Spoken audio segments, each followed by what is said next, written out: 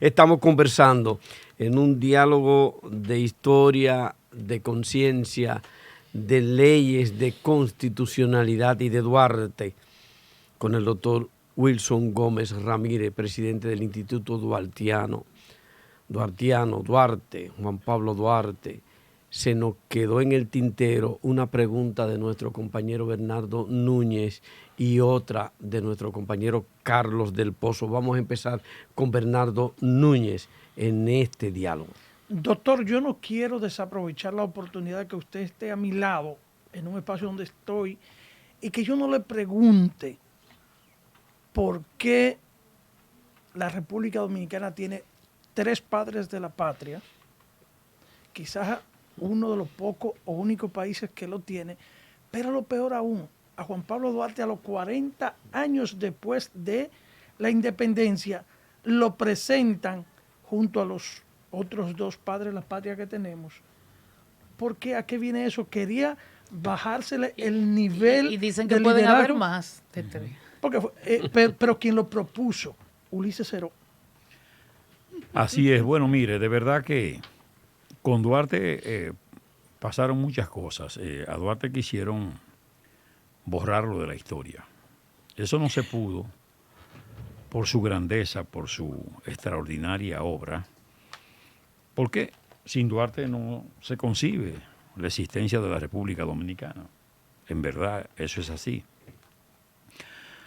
Y Duarte, sin duda, es el padre de la patria, es el líder trinitario, y tanto Mella como Sánchez se encargaron de ver en Duarte el líder. Bueno, Sánchez quiso inmolarse cuando estaba rodeada la casa de Duarte, que se entera que estaba aquí Charles Gerard con el ejército haitiano, buscando a Duarte y le puso preso a su cabeza para premiar a quien lo denunciara, o lo presentara o lo entregara. Y estaba Sánchez por allá, por el llano, San José de los Llanos, San Pedro de Macorís en el este. Y cuando se entera que eso está pasando aquí, a caballo viene Sánchez, cruza el río Sama y se presenta a la casa de Duarte. En medio de todo, cruza por donde está rodeada la casa de Duarte. Y obliga al padre de Duarte que le diga dónde está Duarte. Y le dice, hicimos un juramento. El padre de Duarte se resistía. Y él, en un momento dado, amenaza con lanzarse, arrojarse sobre las fuerzas haitianas con un puñal. Le decía a don Juan José, si no le decía dónde estaba su compañero, que habían hecho un juramento de morir, juntos inclusive. Y así se vio el padre de Duarte obligado, eso está documentado, a decirle dónde estaba y dónde se juntarían a una hora determinada. Pero Mella entonces es el que proclama a Duarte presidente en el Cibao. Mella. Y ellos siempre tuvieron una correspondencia de respeto, de consideración y de identificación plena de que Duarte era el líder y el llamado a ser el presidente de la República, el primer presidente de la República. Ahí no hubo nunca discusión en ese orden. Ese era un reconocimiento que estaba dado.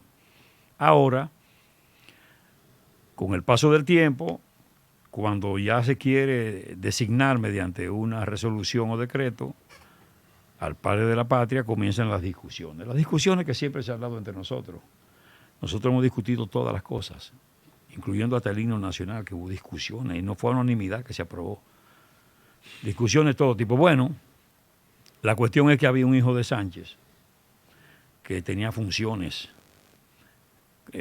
como ministro dentro del cuadro de dirección del Estado, del gobierno de Lilis, y ese dijo que su padre tenía tantos méritos como Duarte para ser padre de la patria. Y por supuesto no se quedaron atrás los familiares de Mella.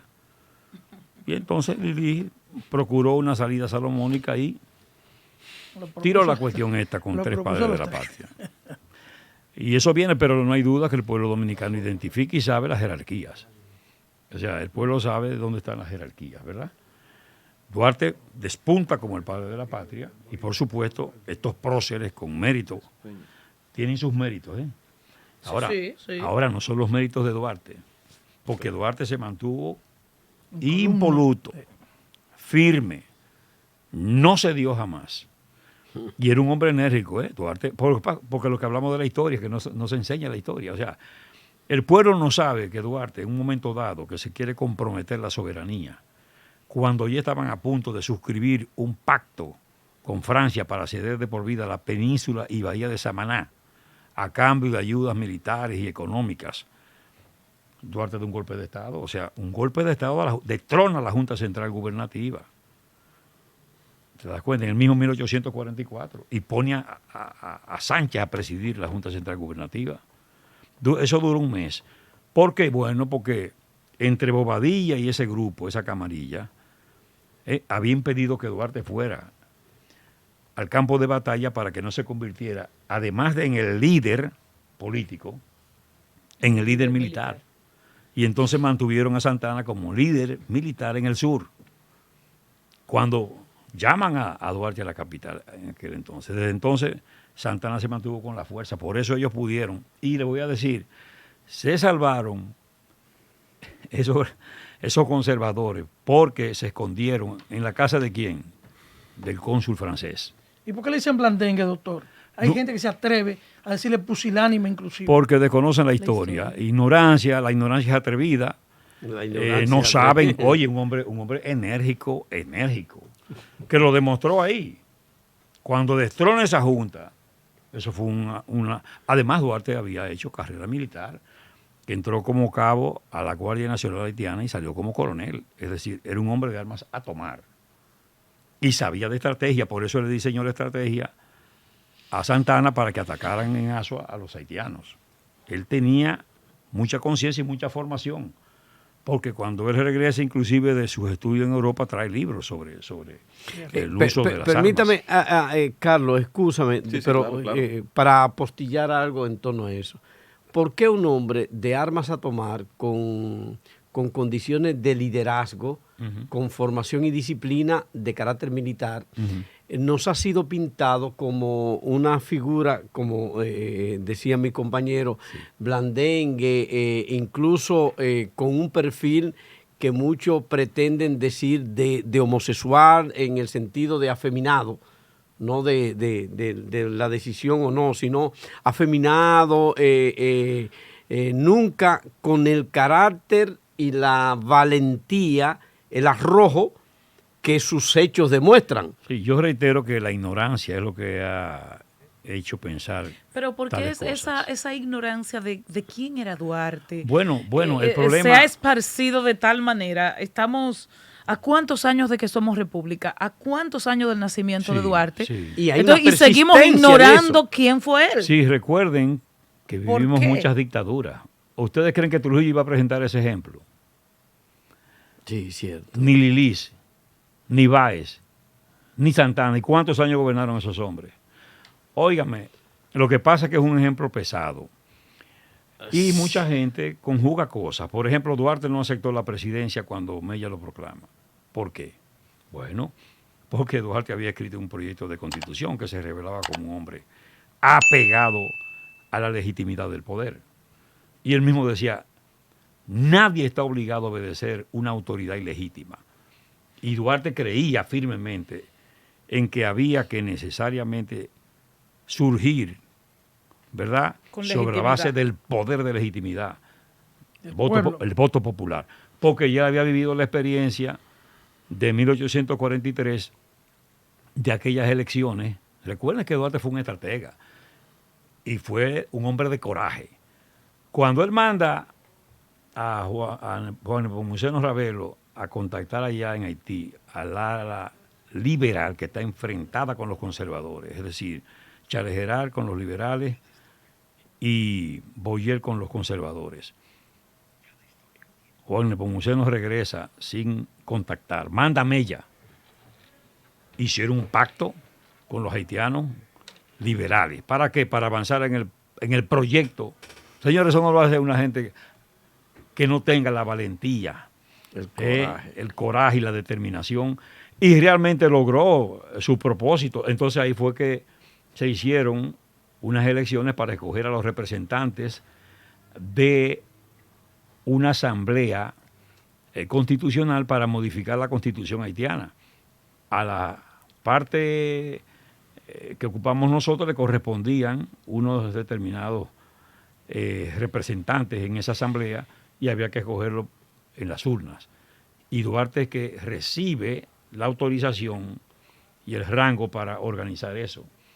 La sorpresa de los haitianos es que Duarte en ese proyecto y en ese propósito logra con su liderazgo imponer en la voluntad y en el deseo de la población determinados candidatos que resultaron ser trinitarios. Ahí es que los haitianos se dan cuenta por dónde va la cosa. Un caballo de Troya. Y ahí es que viene Charles Geral en persecución de Duarte. Todos esos proyectos de Duarte fue sobre la base de un hombre de armas a tomar, no hay duda, ¿eh? Carlos del Pozo. Magistrado, valoro mucho y siempre trato de asistir a sus actividades. Gracias. La dedicación y el esfuerzo que usted hace por defender los valores patrios. Y debo confesarle algo. Yo he crecido dentro de una dicotomía. El ver el discurso sobre los valores patrios de nuestra clase política en la oposición, el comportamiento una vez se llega a la conducción del Estado, de esa clase económica y también de esa clase militar, que en el ejercicio de los gobiernos no respetan la ley de migración. Y hemos creado un problema de una nación de ilegales dentro de una nación de legales. Pero esa nación de ilegales, que ya hay varias generaciones en nuestra isla, tienen derechos que tampoco se le quieren reconocer. ¿Cómo usted vislumbra eso en el corto plazo? Porque recientemente nos decían que no habría un ilegal en la República Dominicana y sin embargo estamos viendo que todos los días este problema sigue aumentando. ¿Qué usted vislumbra de esta situación? Bueno, nosotros estamos viviendo una situación generada como consecuencia de la falta de responsabilidad de las personas que le ha tocado dirigir el Estado Dominicano, administrar el Estado Dominicano en los últimos años, sobre todo. No hemos sido suficientemente responsables para aplicar las leyes. Todavía nosotros estamos en un proceso que no acaba de consolidarse como Estado de Derecho. El Estado de Derecho se caracteriza fundamentalmente porque en ese Estado las leyes se cumplen y porque en ese Estado se respeta las decisiones de la autoridad legítima. Entonces nosotros tenemos los funcionarios que no acaban de entender que quien va a una función pública va a conseguir rosas, pero también va a conseguir las espinas.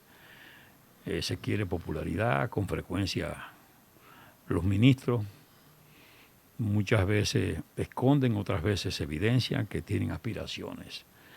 Y desgraciadamente en el esfuerzo populista se pierde el sentido de responsabilidad. Entonces, ¿qué hemos tenido? Bueno, funcionarios que no tienen claro su papel, su rol, ¿verdad? Su compromiso con una nación. Aquí todavía muchísimas normativas y preceptos constitucionales inclusive no se cumplen. Y es parte de la problemática. Este problema de la presencia ilegal de personas que provienen fundamentalmente de Haití es la consecuencia de un descuido. Fíjese que ahora que se está hablando de un muro que resuelve parte del problema, no todo, ahora que se está hablando de la fórmula de incentivar al militar para una vida digna en frontera, que debió replicarse hace años el modelo de San Isidro, de la base aérea de San Isidro, para que esa gente viva en instalaciones institucionales del Ministerio de Defensa y que esa gente tenga una ciudad ahí en cada punto de frontera donde tengan su familia con facilidades de educación, de cuestión Salud. hospitalaria, exactamente, supermercados, farmacias, instalaciones deportivas, etcétera.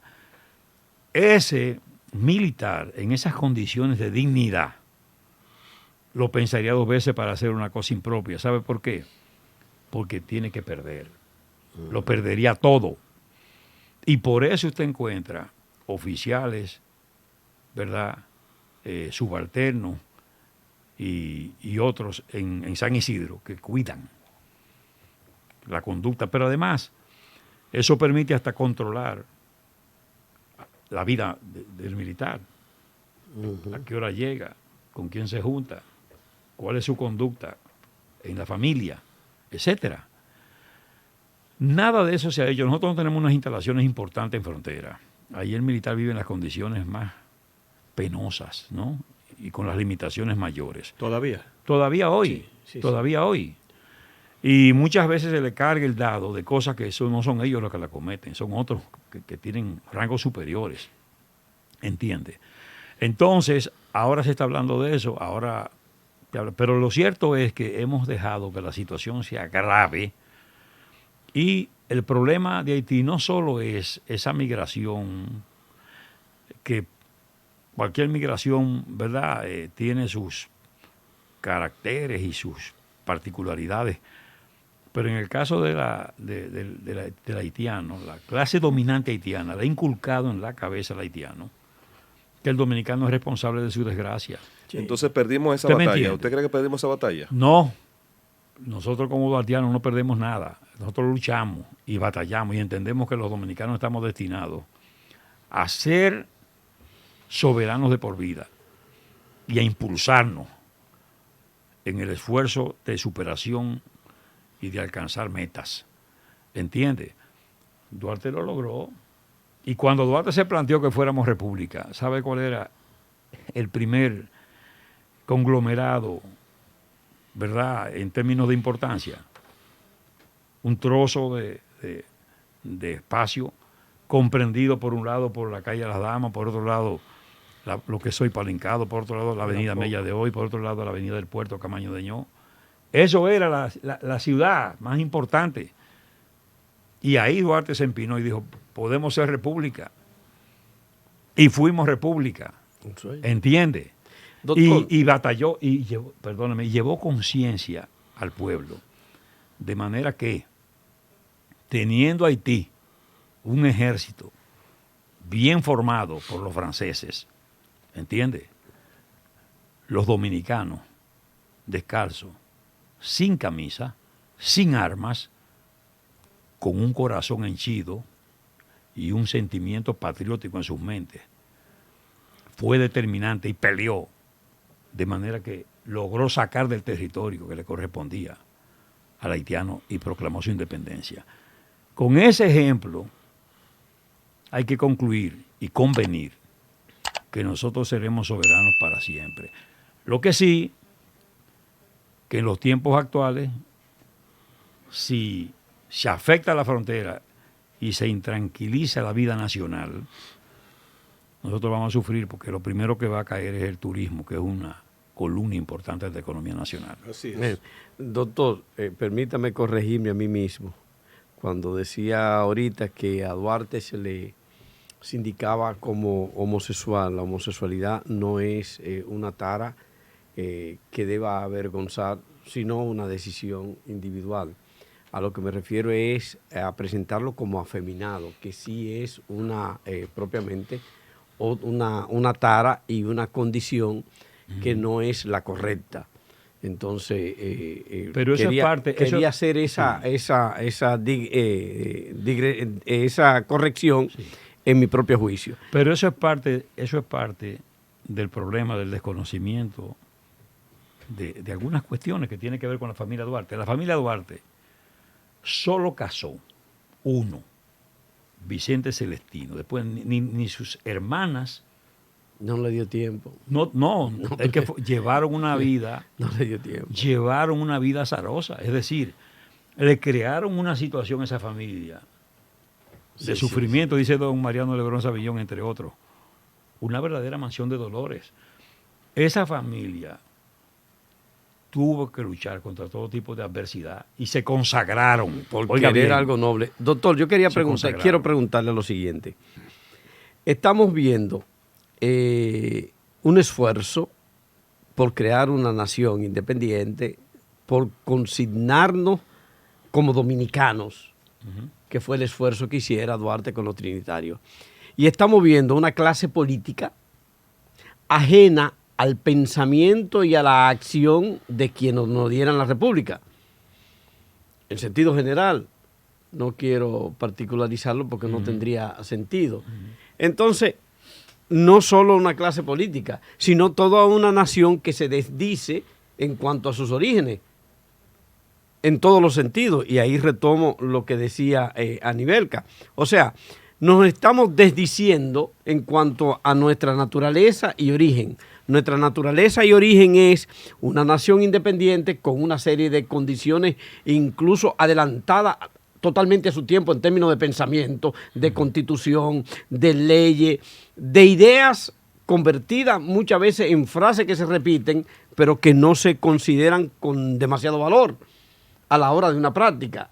Entonces, ¿qué hacer para retomar este concepto de nación que se adelantó tanto al tiempo que cuando ahora se está hablando de municipalidad, ya Duarte lo había definido? Exactamente. Entonces, ¿qué vamos a hacer nosotros con esto que tenemos encima?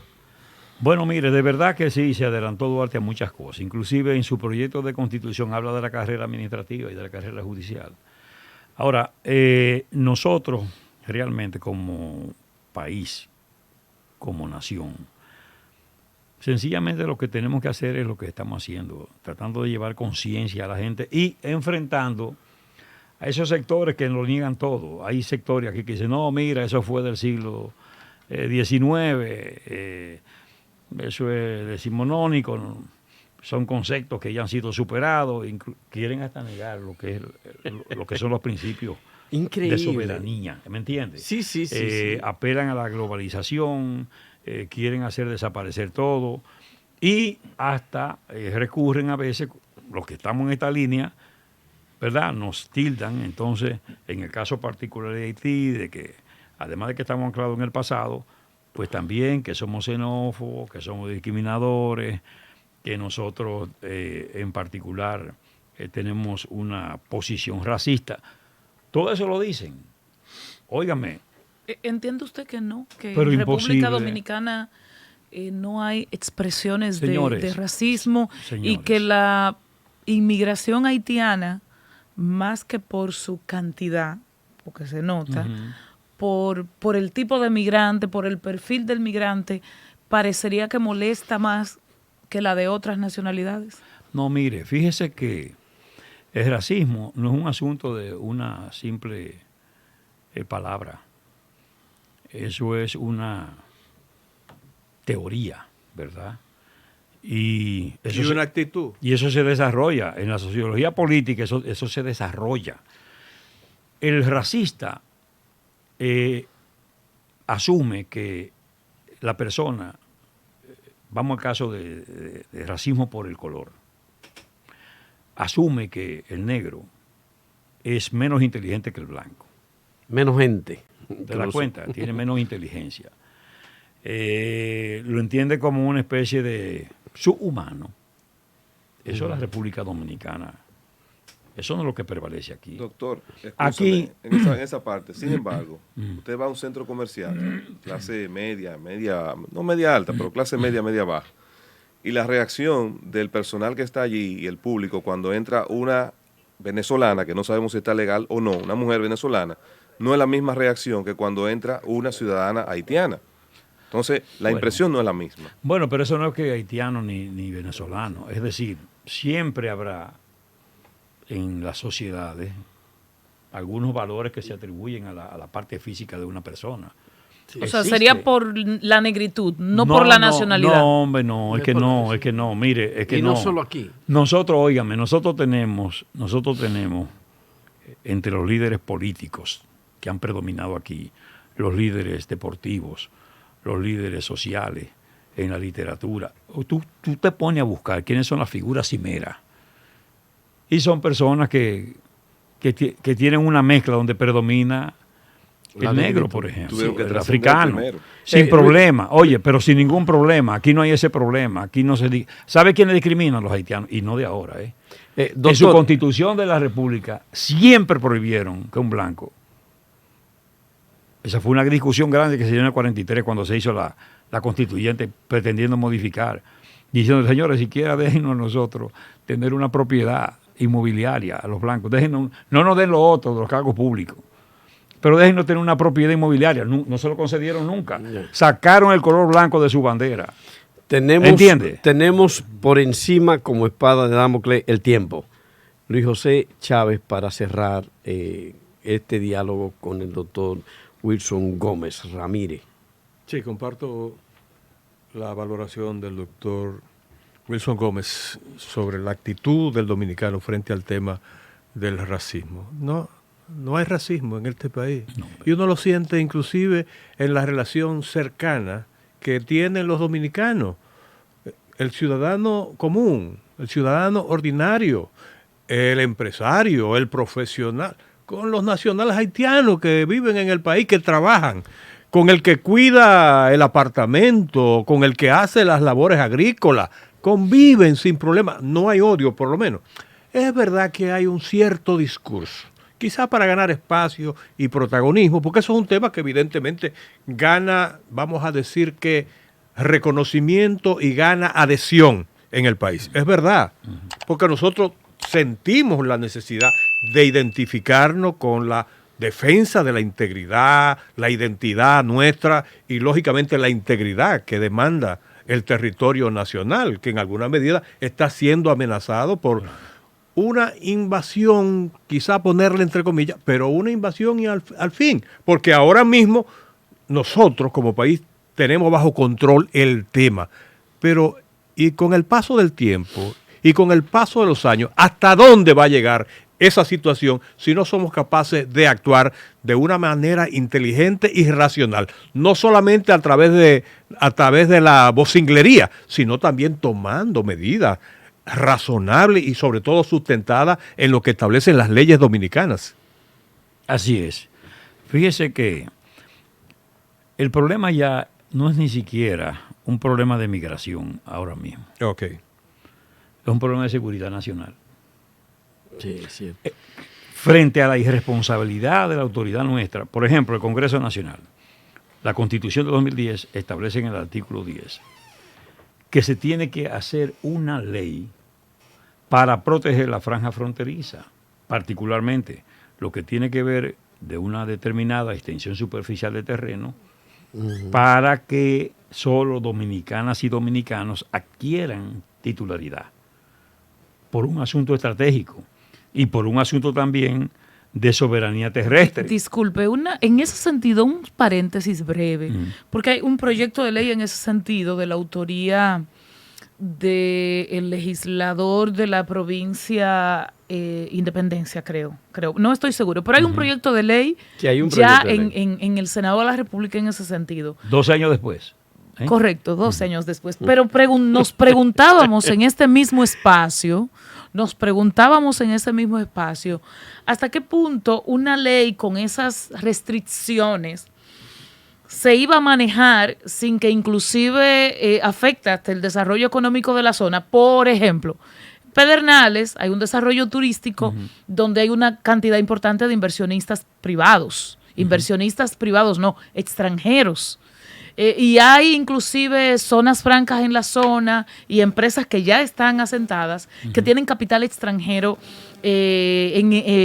como parte de sus accionistas. Entonces, ¿o sería una ley que solo limite la inversión extranjera haitiana? ¿O cómo manejarlo para que sea operativa? Fíjese, todos los países limítrofes, todos sin excepción, tienen una legislación especial para proteger una parte de ese territorio limítrofe y así preservar la soberanía.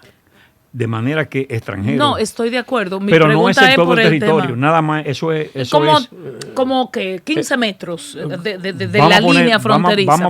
Vamos a poner kilómetros, porque en la línea fronteriza, usted sabe lo que significa. Eso puede ser una determinada extensión superficial.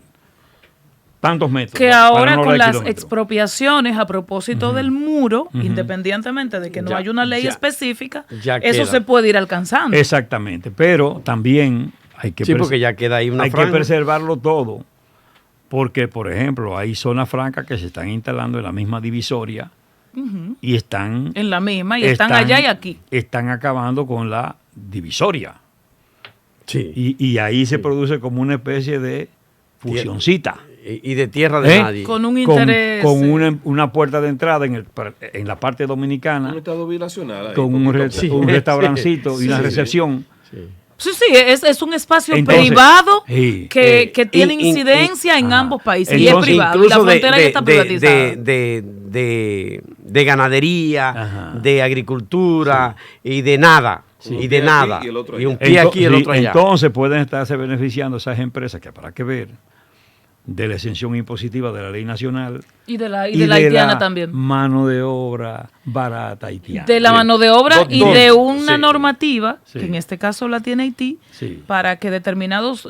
tiene un nombre la normativa, porque Sí. es un acuerdo con el gobierno estadounidense. Sí. Entonces construyo en la frontera, pero exporto bajo la normativa haitiana que le beneficia. Bien, nosotros tendríamos mucho más que conversar. Vamos a agradecer enormemente al presidente del Instituto Duartiano, el doctor Wilson Gómez Ramírez, que acudiera a nuestro llamado, Sí. porque lo necesitamos. Exacto. Bueno, nada, agradecer a ustedes la gentileza y aprovechar el espacio para exhortar a los hombres y mujeres del sur de la República que tenemos la tercera versión de Marcha Patriótica en Asua el día 5 de noviembre a las 10 de la mañana, partiendo de la Plaza Enriquillo